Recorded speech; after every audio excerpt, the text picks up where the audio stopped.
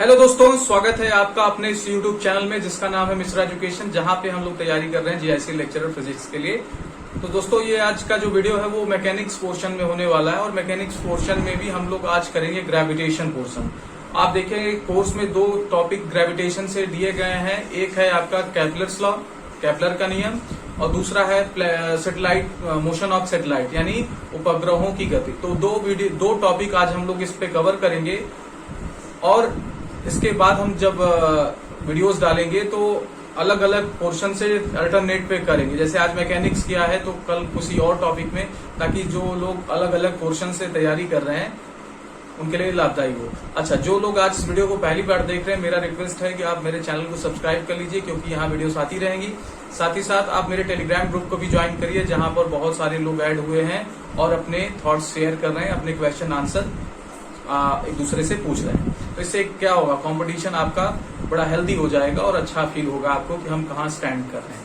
फिर हम आपको यहाँ मटेरियल दे रहे हैं, साथ ही साथ आपको क्वेश्चंस दे रहे हैं वहाँ ग्रुप में, जिसको आप करके अपने कॉन्फिडेंस को बिल्डअप कर सकते हैं। तो सही तैयारी आपको यही मिलने वाला है, इसलिए हमारे साथ बने रहिए। लेकिन उसके लिए आपको हमारा हेल्प करना पड़ेगा, चैनल को सब्सक्राइब करना पड़ेगा, साथ ही साथ दोस्तों शेयर भी करना पड़ेगा हमारे मनोबल के लिए। चलिए आगे चलते हैं। आज जो हमें इस टॉपिक पर वीडियो करना है उसमें हम लोग थोड़ी सी बात, हम लोग बेसिक बात करेंगे ग्रेविटेशन फोर्स वगैरह के बारे में, क्योंकि ऐसा नहीं है कि इससे क्वेश्चंस नहीं बन सकते, बिल्कुल। क्योंकि अगर हम बात करेंगे सैटेलाइट के मोशन में, तो इसमें कॉन्सेप्ट्स आते हैं, तो इनकी भी जरूरत पड़ेगी। अच्छा, जो टॉपिक बीच में बच रहे हैं उसको भी मैं करूंगा, एक वीडियो बना के लंबा सा वीडियो बनाऊंगा, जिसमें हम लोग moment of inertia of sphere और सिलेंडर डिस्कस करने के बाद सेंट्रल फोर्स को डिस्कस कर लेंगे। तो ये तीनों एक ही वीडियो में आ जाने वाला है, 40 मिनट की वीडियो में। तो आज की वीडियो में मैंने ये ग्रेविटेशन पोर्शन सेलेक्ट किया, क्योंकि ये अगर पूरा हो जाएगा तो अच्छा है। तो चलिए सबसे पहले हम लोग बात करते हैं केपलर्स लॉ की।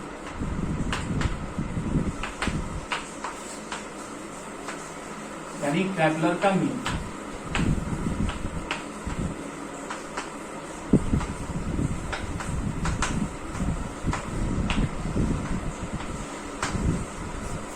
ओके, तो आपको बहुत अच्छे से पता है कि केपलर ने प्लैनेटरी मोशन के लिए यानी ग्रहों के लिए, ग्रहों के चाल के लिए 3 नियम दिए कि किस तरीके से वो मोशन करते हैं किसी भी अपने स्टार के अबाउट। तो इसके लिए उन्होंने क्या किया, 3 लॉज दिए। There are three laws. First one हमारा है लॉ ऑफ ऑर्बिट।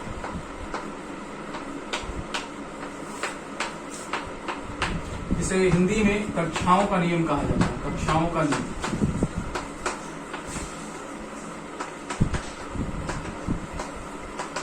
ठीक है, तो केपलर ने ये बताया कि क्या होता है कि, तो केपलर ने ये बताया कि हमारे जो प्लैनेट्स होते हैं, प्लैनेट होता क्या है बेसिकली, प्लैनेट या ग्रह जो किसी अब स्टार का यानी किसी तारे का चक्कर का लगाए, यानी किसी तारे के या किसी स्टार के चारों तरफ अगर कोई ऑब्जेक्ट क्या करता है, रोटेट करता है और कंटिन्यूअसली उसके ऑर्बिट में बना हुआ है, तो उसको हम ग्रह या प्लैनेट बोलते हैं। ठीक है, तो इसके मतलब ऑर्बिट पर, मतलब इसके पाथ पर बहुत सारे क्वेश्चंस थे।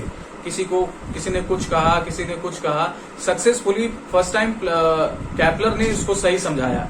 उन्होंने ये कहा कि स्टार अपनी जगह पे फिक्स होता है। ये मान लीजिए सन है ये या स्टार है, ये अपनी जगह फिक्स होता है। इसके चारों तरफ प्लैनेट्स क्या करते हैं, रिवॉल्व करते हैं। ठीक है, लेकिन इससे पहले जो पाथ की बात थी, मतलब ये रास्ता कैसा होगा, इस पर बहुत बहस थी। लेकिन फर्स्ट टाइम और केपलर्स ने क्लियर किया कि ये पाथ जो होगा वो इलेक्ट्रिकल होगा। क्या होगा, इलेक्ट्रिकल, जिसे हिंदी में कहा जाता है दीर्घवृत्ताकार, दीर्घवृत्ताकार। ठीक है, तो अब चूंकि क्या होता है इलिप्स में या आप दीर्घवृत्त में पढ़े होंगे कि 2 फोकस होता है। तो इन्होंने बताया कि सन किसी एक फोकस पर होगा और इसके अराउंड क्या करेंगे, हमारे प्लैनेट्स प्लैनेटरी मोशंस करेंगे, यानी अपने गति को करेंगे। और यही हमारा क्या है, लॉ ऑफ ऑर्बिट, यानी कक्षाओं का नियम, कि प्लैनेट्स जो होते हैं वो अपने सन के, अपने स्टार के अबाउट क्या करते हैं, रिवॉल्व करते हैं। और स्टार या सन जो होगा वो कहां पर होगा, एक फोकस पर, इलिप्टिकल पाथ के एक फोकस, इलिप्टिकल शेप के एक फोकस पे। ठीक है, so all planets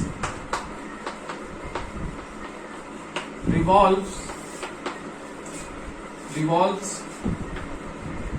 around the sun या ब्रैकेट में star in elliptical path,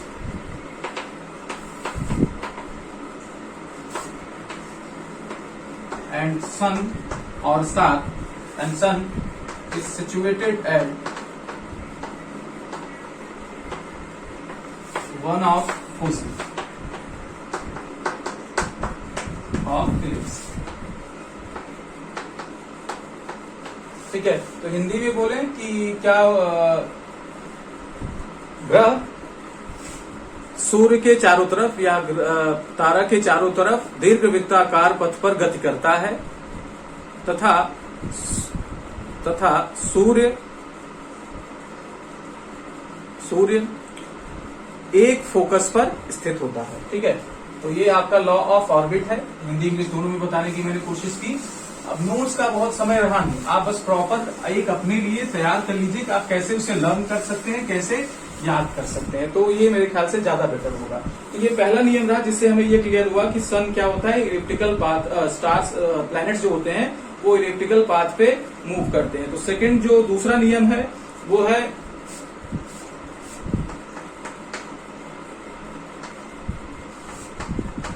law of areal velocity.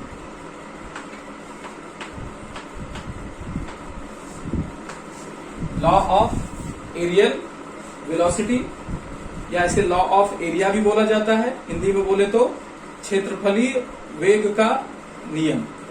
Hindi में बोला जाए तो क्षेत्रफलीय वेग का नियम,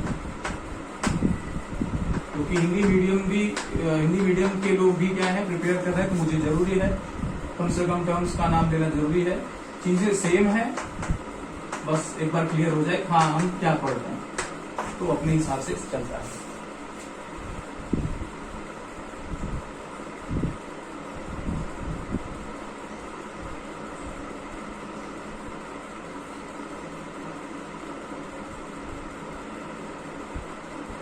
ठीक है, तो इसके अकॉर्डिंग क्या है कि जो हमारा इलिप्टिकल पाथ होगा, सन होगा और एक प्लैनेट होगा भाई मान लीजिए, तो ये जो लाइन होगी प्लैनेट, सन और प्लैनेट यानी तारा और ग्रह के बीच को मिलाने वाली लाइन, ये क्या करेगा, ये कुछ एरिया कवर करेगा। देख रहे हैं आप, जैसे मान लीजिए यहाँ पे था तो यहाँ पर आ गया, तो ये लाइन क्या हो गई, स्वेप्ट हो गई, यहां से शिफ्ट होकर यहां पर आ गई, इसने कुछ एरिया कवर करी। ठीक है, तो ये जो एरियल वेलोसिटी होगी, दैट मीन्स एरिया कवर करने की टाइम रेट, वो कांस्टेंट होगी अकॉर्डिंग टू सेकंड लॉ। यानी एरियल वेलोसिटी क्या होगी, कांस्टेंट होगी प्लैनेटरी मोशन में। ठीक है, तो इस बात का याद रखेंगे। सिंपल डी ऐसे लिखे कि एरियल वेलोसिटी इज कांस्टेंट। क्षेत्रफलीय वेग, बहुत ज्यादा डीप लैंग्वेज लिखने की मतलब बड़ा से लिखने का क्या मतलब है, हमें चूंकि एग्जाम अभी प्री के लिए देख रहे हैं हम लोग, क्षेत्रफलीय वेग नियत रहता है।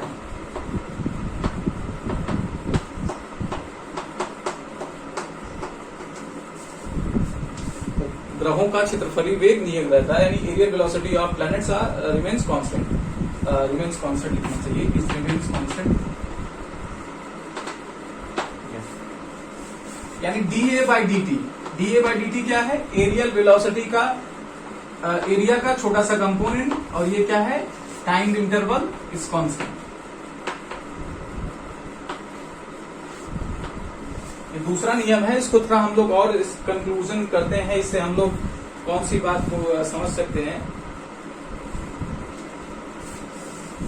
आपने से लिख लिया,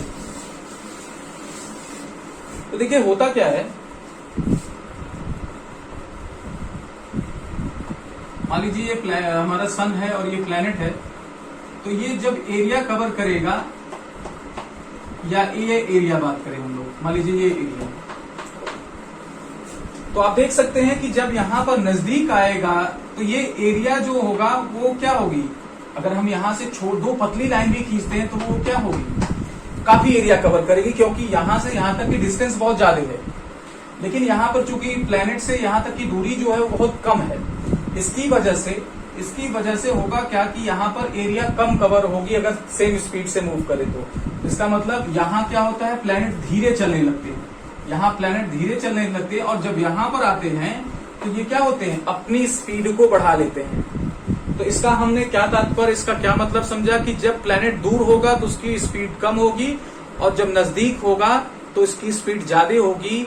जिस स्पीड से ये क्या करेगा, मतलब मूव कर रहा है, तो यहाँ पर स्पीड आपकी क्या होगी, कम होगी, और यहाँ पे ज्यादा होगी, जिससे वो एरियल वेलोसिटी को मेंटेन करेगा, क्योंकि उसे कांस्टेंट करना है क्षेत्रफल, यानी एरिया को इक्वल टाइम में इक्वली कवर करना है। तो अगर आपने 1 घंटे का टाइम इंटरवल यहाँ पर लिया और एरिया देखा, और 1 घंटे का टाइम इंटरवल यहाँ लिया और एरिया देखा, तो आपको इसको इक्वल करना है। दैट इज वाई इसको स्पीड क्या करना पड़ेगा, बढ़ाना पड़ेगा।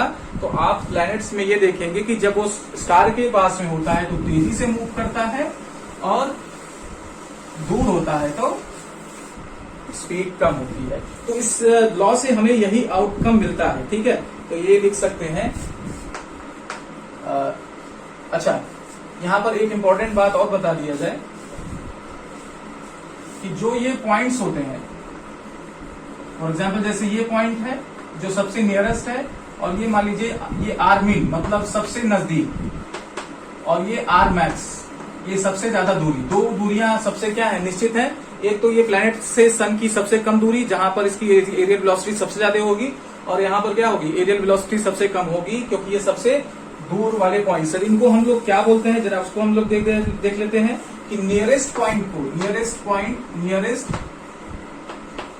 पॉइंट टू द स्टार, इसको हम लोग बोलते हैं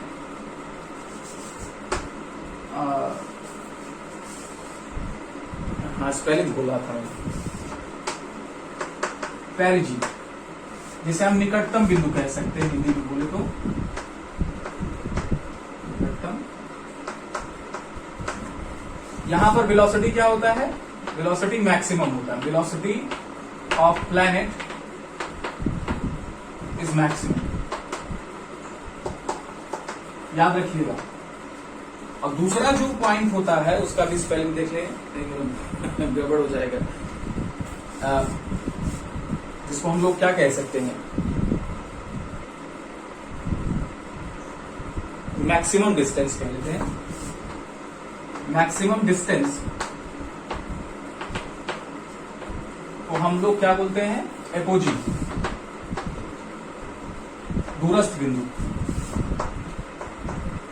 यहां इस दूरस्थ, ठीक है। तो यहां पर वेलोसिटी क्या होती है, मिनिमम होती है। वेलोसिटी इज मिनिमम, न्यूनतम।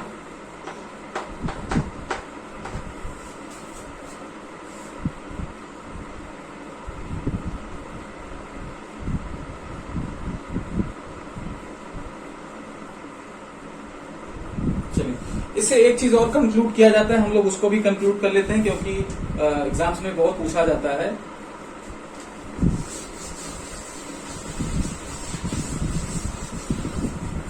वो क्या है जरा हम लोग देखते हैं। तो देखिए डीए बाई डी टी हमने कहा कि कांस्टेंट होने वाला है, dA by d t is equal to constant, नियत होने वाला है, ठीक है। और डीए बाई डी टी क्या है, हमारा एरियल वेलोसिटी है, ठीक है। तो एरियल वेलोसिटी को हम लोग कैसे लिख सकते हैं, 1/2 आर ब्रैकेट में v d t upon d T.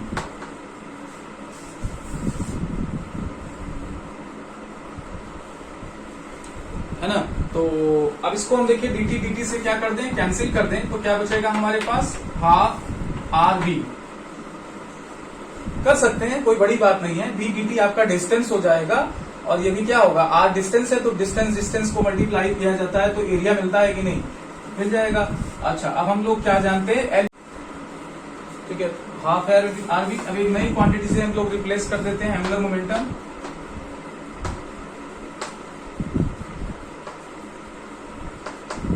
जिसे हम लोग एल से रिप्रेजेंट करते हैं। MBR इसका फॉर्मूला होता है, सिंपल फॉर्मूला सर्कुलर बॉडी के लिए। और एंगुलर मोमेंटम को हिंदी में कोणीय संवेग कहा जाता है। ठीक है, तो अब अगर आप यहाँ से VR की वैल्यू निकाल लें तो हमें क्या मिलेगा, L/m मिलेगा और यहाँ पे VR आ जाएगा। तो अगर हम यहाँ पे पुट करें तो हमें क्या मिलेगा, L/2m। ठीक है, तो dA/dt की जो वैल्यू आई वो क्या है, L/2m। ठीक है, तो इस वजह से क्या होगा, ये कांस्टेंट होगा।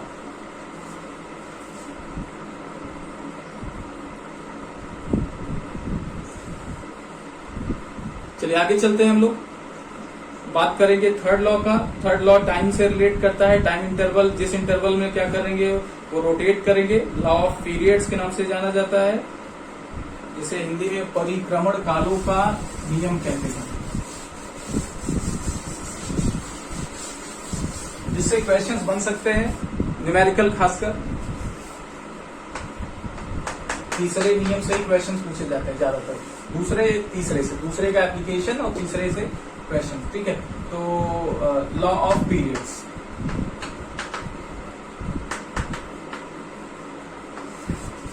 परिक्रमण कालों का नियम। इस नियम के अनुसार कि अगर कोई प्लेनेट के अबाउट क्या हो रहा है, कोई सन के अबाउट प्लेनेट मूव कर रहा है, तो इसका जो टाइम पीरियड होगा, यानी एक चक्कर का समय, एक चक्कर पूरा करने में जो समय लगेगा सन के अराउंड, उसका स्क्वायर यानी टाइम पीरियड का square major half major axis या कहते हैं सेमी मेजर एक्सिस के पावर 3 के इक्वल होगा। सेमी मेजर एक्सिस को हिंदी में क्या बोलते हैं, अर्ध दीर्घअक्ष, अर्ध दीर्घअक्ष, यानी जो मेजर एक्सिस होगा। मेजर एक्सिस हमें पता है कि एलिप्स में एक मेजर एक्सिस होता है, एक माइनर एक्सिस होता है। तो मेजर एक्सिस का हाफ अगर लिया जाए तो उसे ए से रिप्रेजेंट किया जा रहा है, तो इसके प्रोपोर्शनल होगा। ठीक है, T² is proportional to A³। अगर दो प्लैनेट्स हमें दे दिया जाए, दो प्लैनेट्स अगर हमें क्या किया जाए, दे दिया जाए, तो उनके टाइम पीरियड्स का, रिवॉल्यूशंस का अगर कहे कि हाँ वैल्यू निकालिए, तो T1² T2 का square is equal to A1 का क्यूब A2 का क्यूब। इस तरीके से आप दो प्लैनेट्स के टाइम पीरियड का कंपैरिजन भी कर सकते हैं कि पहला प्लैनेट दूसरे प्लैनेट से कितना तेज समय में, ज्यादा या कितना कम समय में व्यक्त कर रहा है।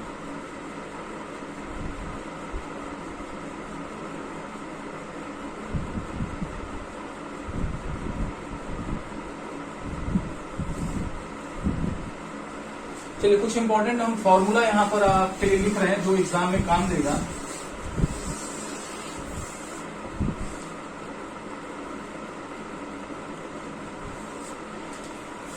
जैसे हम मान लीजिए सपोज कर लें कि ये जो हमारा एपोजी है वो R1 प्रियोजी क्या बोलते हैं इसको, पेरिजी, वो R1 है यानी मिनिमम डिस्टेंस, और मैक्सिमम डिस्टेंस हमारा R2 है जिसे हम लोग एपोजी बोले। यानी मिनिमम डिस्टेंस R1 क्या है, मिनिमम डिस्टेंस, और R2 जो है वो मैक्सिमम डिस्टेंस है। ठीक है, ले लिया गया। तब अगर हम वेलोसिटीज की बात करें तो यहाँ पर हमने कहा कि वेलोसिटी क्या होने वाली है, मिनिमम होने वाली है, और यहाँ पे वेलोसिटी क्या होने वाली है, मैक्सिमम होने वाली है। क्योंकि हमारा जो एंगुलर मोमेंटम है वो क्या होने वाला है, कांस्टेंट होने वाला है, या ये बोले कि एरियल वेलोसिटी कांस्टेंट होने वाला है, तो ये क्या करेंगे, mv यहाँ पर आएंगे तो वेलोसिटी क्या कर लेंगे, मैक्सिमम कर लेंगे, जैसा कि आपको बताया R1। और चूंकि एंगुलर मोमेंटम कांस्टेंट होने वाला है, इस वजह से यहाँ पे जब पहुंचेंगे तो v मिनिमम हो जाएगा और आपको यहाँ से R2 मिलेगा, तो m से कैंसिल हो जाएगा। तो अगर हम क्या करें, v मैक्स मतलब मैक्सिमम वेलोसिटी और मिनिमम वेलोसिटी का अगर रेशियो लें तो हमें क्या मिलेगा, R2/R1। याद रखिएगा, तो ये क्वेश्चन ये देगा कि यहाँ की वेलोसिटी अपॉन यहाँ की velocity is equal to R2/R1 देगा। ये क्वेश्चन आपको काम दे सकते हैं।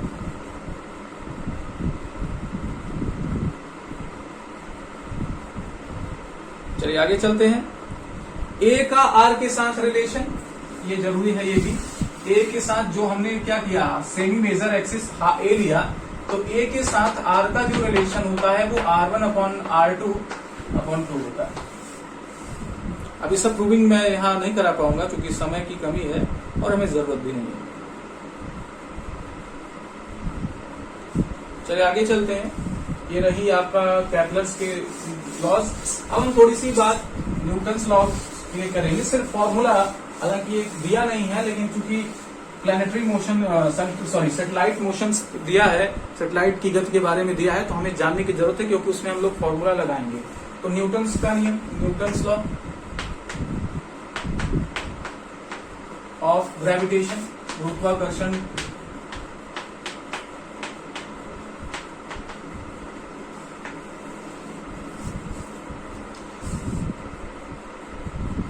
न्यूटन का गुरुत्वाकर्षण का नियम।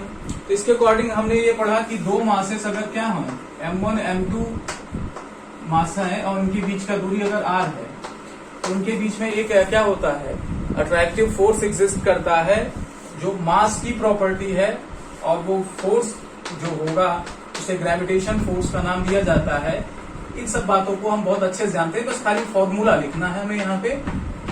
G is equal to m1 m2 पर आर स्क्वायर, जहाँ G की वैल्यू होती है 6.67 into 10 to the power -11 newton metre square पर KG square, newton metre square पर केजी स्क्वायर। इसमें कोई दिक्कत नहीं होनी चाहिए।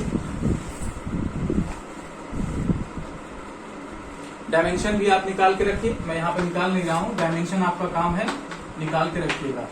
एग्जाम में पूछा जा सकता है, पूछा भी गया है। अगर आप टीजीटी के एग्जाम्स में देखेंगे तो डायमेंशनल के क्वेश्चन ढेर सारे पड़े रहते हैं और पीजीटी के एग्जाम्स में भी क्वेश्चंस बने रहते हैं। चूंकि अब हम लोग जीआईसी जो होगा वो थोड़ा सा स्टैंडर्ड अप होगा, लेकिन फिर भी अगर छोटे क्वेश्चंस आने हैं तो ऐसे क्वेश्चंस के लिए हम प्रिपेयर रहें कि हाँ ऐसे क्वेश्चन आएगा तो हम उसे छोड़ेंगे नहीं, करके आएंगे। चलिए ठीक है। दूसरा ये फोर्स कैसा होता है, दूसरा एक तो ये line joining of the particles, यानी जो लाइन पार्टिकल्स को ज्वाइन करके मिलाया जा रहा है, बनाया जा रहा है, उस पर वैलिड है। और दूसरा ये क्या है, म्यूचुअल है, यानी पहला बॉडी जिस दूसरे पे अगर फोर्स लगा रहा है तो दूसरा पहले पे भी उतना फोर्स लगाएगा। एक क्वेश्चन मेरा आपके लिए जरा सोचिएगा कि अगर बॉडीज इक्वल फोर्स लगाते हैं तो हम अर्थ पर जब उछलते हैं तो अर्थ हमारी तरफ क्यों नहीं आता, हम अर्थ की तरफ क्यों जाते हैं। अगर सोचने वाली बात है कि तो दोनों क्या कर रहे हैं, इक्वल फोर्स लगा रहे हैं ना, ये इस पे भी उतना ही फोर्स लगा रहा है ग्रेविटेशन और ये भी उतना ही फोर्स लगा रहा है, तो वाई ऐसा क्यों होता है। अगर हम ऊपर उछलते हैं तो अर्थ हमारी तरफ नहीं आता, हम अर्थ की तरफ नीचे आके गिरते हैं। सोच के बताइएगा ग्रुप में, इंटरेस्टिंग है, थोड़ा सा सोचा जाए।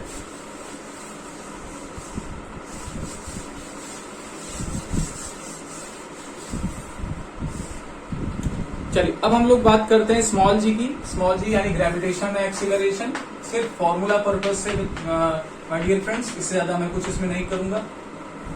गुरुत्वीय त्वरण,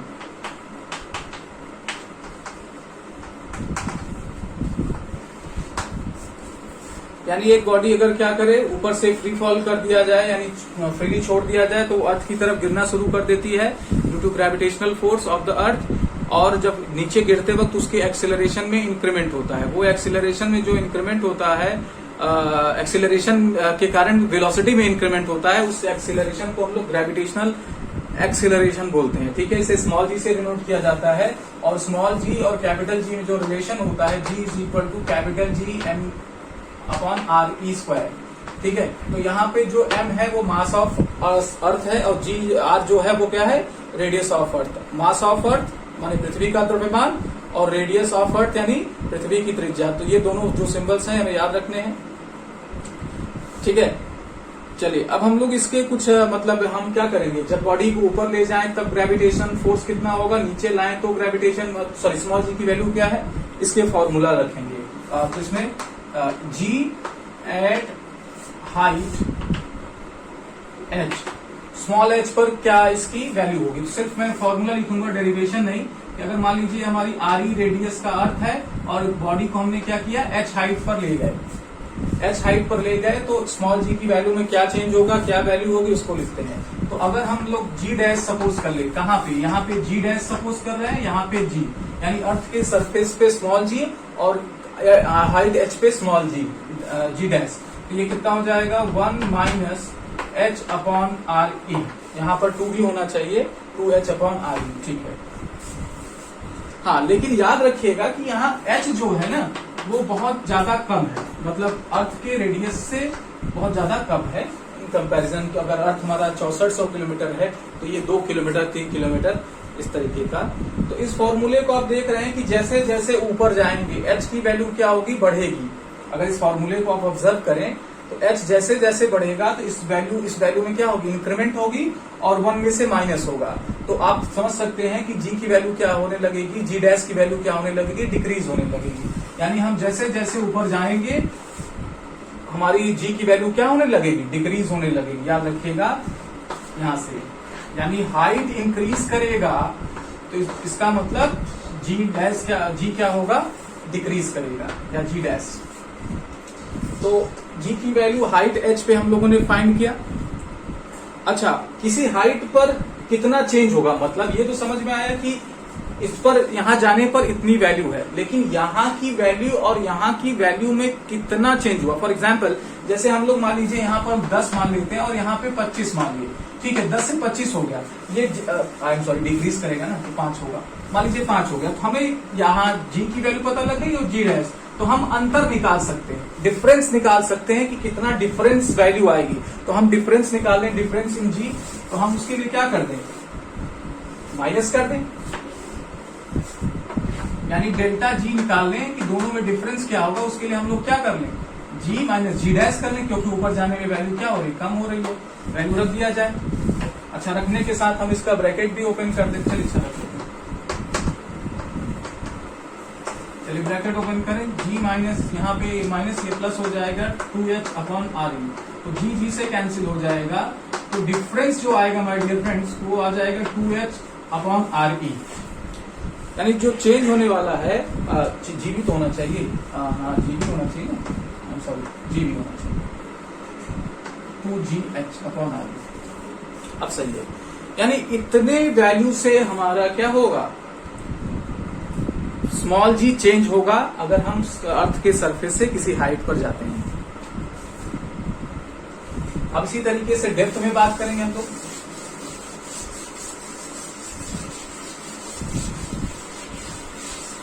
अच्छा, जी की वैल्यू अगर हम कोई मान लीजिए एक्सेलरेशन लिखते हैं तो हम कंक्लूड क्या करते हैं। फॉर एग्जांपल जैसे हम लोग लिखते हैं कि जी इज इक्वल टू 9.8 मीटर पर सेकेंड, इसका मतलब हम क्या कंसीडर करेंगे, इसका ये कंसीडर करेंगे, मान लीजिए एक ऑब्जेक्ट यहाँ से v u is equal to 0 से स्टार्ट किया, तो अगर वो 1 सेकेंड तक नीचे आया तो उसकी स्पीड बढ़ के 9.8 मीटर पर सेकेंड हो जाएगी, और अगले सेकेंड इसकी यानी नेक्स्ट 1 सेकेंड यानी सेकेंड में ये 9.8 और बढ़ जाएगी, यानी 9.8 मतलब 19.6 मीटर पर सेकेंड, यानी इंक्रीमेंट हो जाएगा कितने, 9.8 मीटर पर सेकेंड से। तो अगर हम कोई एक्सेलरेशन की वैल्यू लिखते हैं तो उससे हम क्या कंक्लूड करेंगे कि इतनी वेलोसिटी से पर सेकेंड स्पीड इंक्रीज कर रही है, ठीक है। तो इसका फिजिकल मतलब अगर पता रहता है ना तो बड़ा अच्छा लगता है।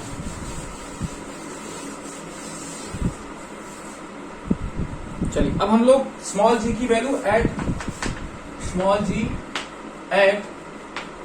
डी डेप्थ, मतलब नीचे जाने पर किस तरीके से क्या होगा, वैल्यू डिक्रीज करेगी या इंक्रीज करेगी, उसको देखते हैं।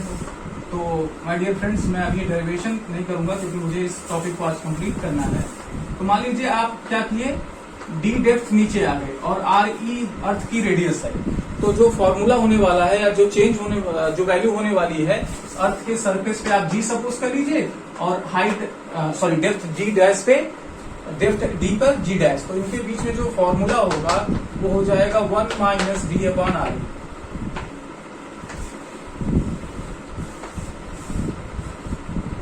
One minus D upon R ई।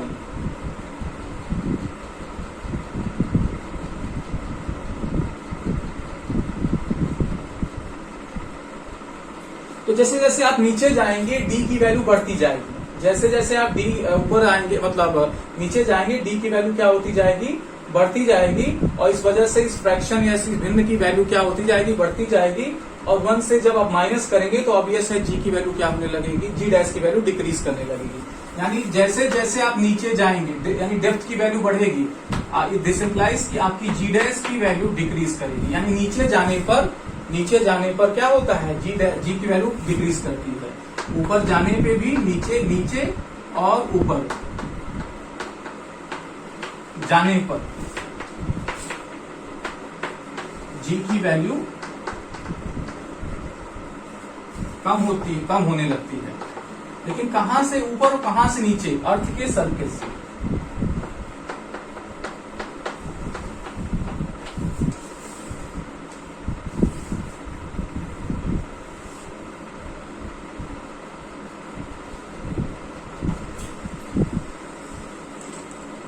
चलिए ठीक है।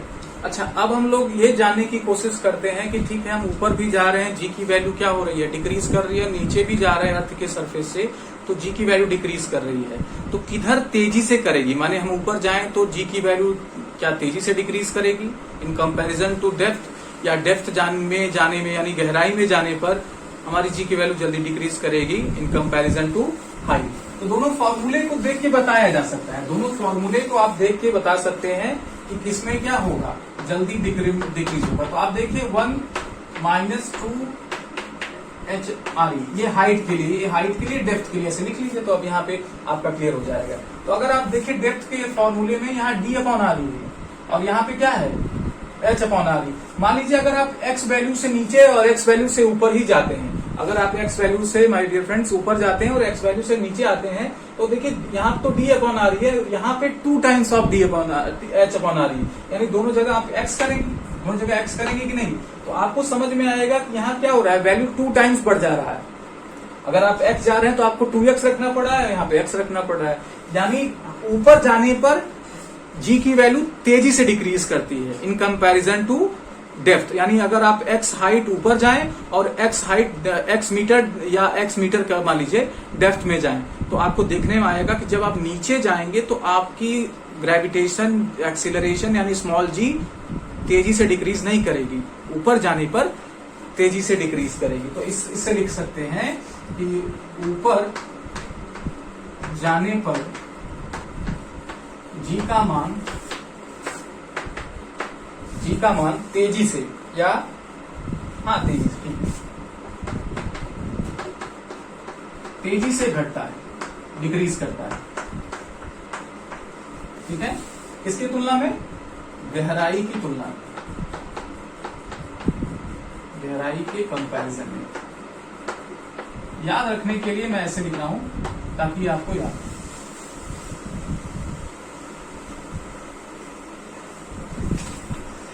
चलिए और इफेक्ट्स देखते हैं कि जी की वैल्यू पर कौन कौन सी बातों पर डिपेंडेंस रहता है।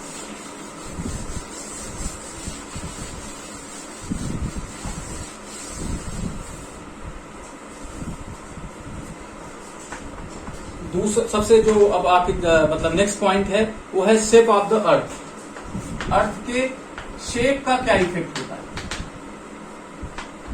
पृथ्वी की जो आकार है उससे क्या इफेक्ट पड़ता है? तो देखिए भैया, मतलब दोस्तों, यहाँ पे क्या होने वाला है कि हमारा जो अर्थ है वो थोड़ा सा इलिप्टिकल है या ओवल है, ऐसा हम लोग जानते भी हैं। कुछ इस तरीके से मैं जानबूझ के थोड़ा बड़ा बना रहा हूँ ताकि ये समझना है। तो ये पोल्स पर क्या होता है, पोल्स पर थोड़ा चिपटा है। पोल्स जैसे ये वाली जो लंबाई है वो कम है और ये लंबाई ज्यादा है, मतलब इधर तनक है और इधर क्या है, थोड़ा सा दबा हुआ है। तो ये पोल्स है, सपोज कर लीजिए ये रेडियस ऑफ पोल है और ये क्या है, इक्वेटर, यानी कि भूमध्य वाला जो एरिया है RE, इक्वेटर। तो हमारा जो रेडियस होता है वो RE ज्यादा होता है और RP क्या होता है, कम होता है। आप लिख लीजिए कि चूंकि क्या होता है, अर्थ इज ओवल शेप, ठीक है। फ्लैटर मतलब सीधा at poles and circular at equator. यहां पर क्या है, एक तरीके से फ्लैट है और यहाँ पर क्या है, सर्कुलर शेप है। तो इस वजह से हमारा जो इक्वेटर पर रेडियस है वो ज्यादा है और पोल पे जो रेडियस है वो कम है। और अभी हम लोगों ने स्मॉल जी का जो फॉर्मूला देखा, G = me/RE², तो हमने यहाँ से क्या किया भाई, अर्थ का मास तो दोनों केस पे सेम होने वाला है, वेरिएशन किस पे है, R पर है। और यहाँ से हम क्या यहाँ से क्या बता सकते हैं कि जहां पर रेडियस ज्यादा होगा, कहाँ पे रेडियस ज्यादा होगा, इक्वेटर पे, भूमध्य रेखा पर। तो आपका वहां पर जो जी हो जाएगी वो कम हो जाएगी, क्योंकि आप देख सकते हैं उल्टा रिलेशन है। अगर आर बढ़ेगा तो जी घटेगा, तो आर जहां ज्यादा होगा वहां पे क्या होगा, जी कम होगा। इससे हम कंक्लूड कर सकते हैं कि ग्रेविटेशनल एक्सीलरेशन यानी स्मॉल जी इक्वेटर पे और पोल्स पे जीपी, इसमें क्या रिलेशन होगा, इसमें ये रिलेशन होगा, याद रखिएगा। तो जैसे जैसे इक्वेटर से हम पोल की तरफ जाते हैं तो शेप ऑफ अर्थ के कारण जो हमारी पोल ग्रेविटेशनल एक्सीलरेशन है वो बढ़ने लगती है।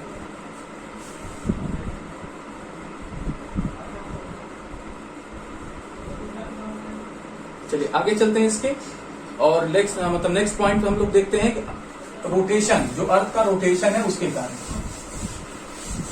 अब हम लोग जानते हैं कि अर्थ अपनी एक्सिस पर क्या करता है, रोटेट करता है, जिसकी वजह से दिन और रात होते हैं।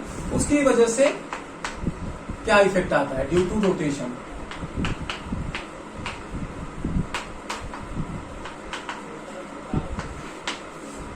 तो देखिए इसका जो फॉर्मूला डिराइव करने पे आता है उसमें आता है आपका G lambda is equal to G minus, इसका जो फॉर्मूला है वो है R E omega square cos lambda,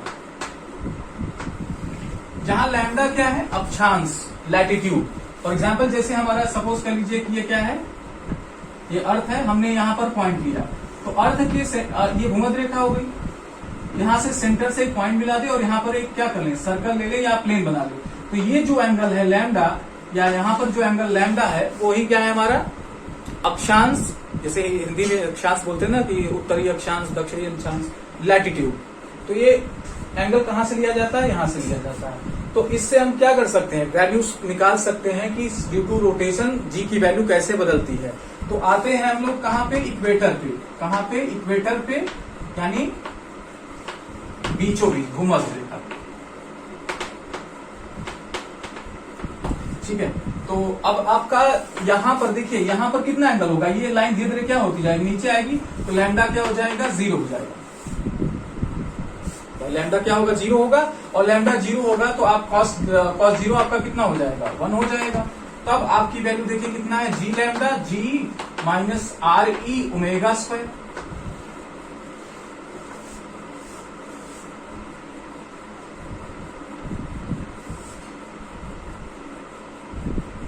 आएगा कि नहीं?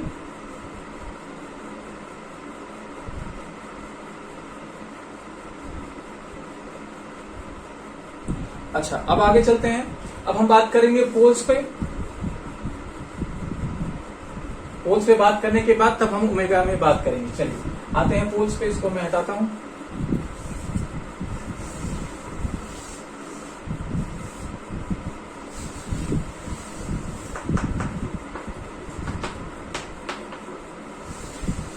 तो पोल पे जब आएंगे तो ये लाइन क्या हो जाएगी, ऐसे हो जाएगी, तो ये एंगल कितना हो जाएगा, 90 होगा कि नहीं।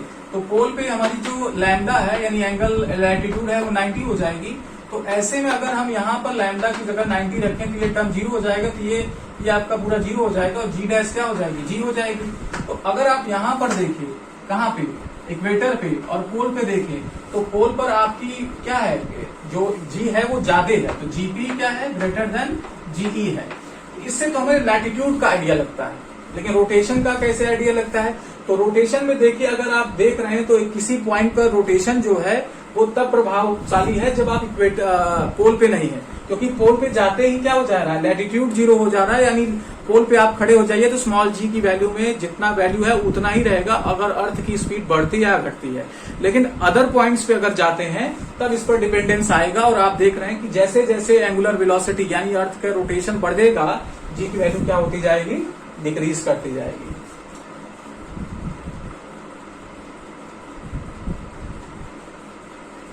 इन बातों को आप पॉइंट्स बना के नोट करते चलिए, मतलब ऐसा नहीं है कि हाँ ये इंपॉर्टेंट नहीं है, ये बहुत इंपॉर्टेंट है।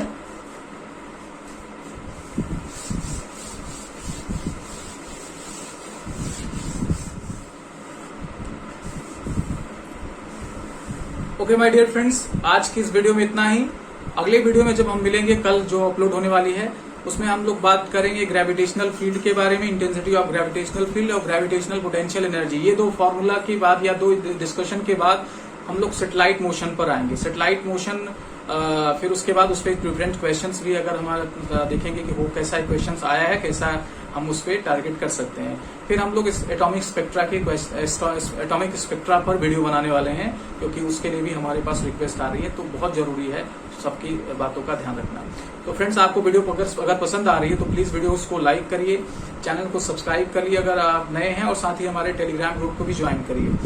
और साथ ही दोस्तों, हमारे चैनल को शेयर करिए, क्योंकि हमारे चैनल पे क्लास 9 से लेके क्लास ग्रेजुएशन तक की फिजिक्स अवेलेबल है। तो जो भी फिजिक्स से जुड़े हुए लोग हैं उनको प्लीज वीडियो को शेयर करें। बहुत मेहनत कर रहे हैं, आपकी सहायता की बहुत जरूरत है, क्योंकि आपका एक शेयर हमारे मनोबल को बढ़ाता है।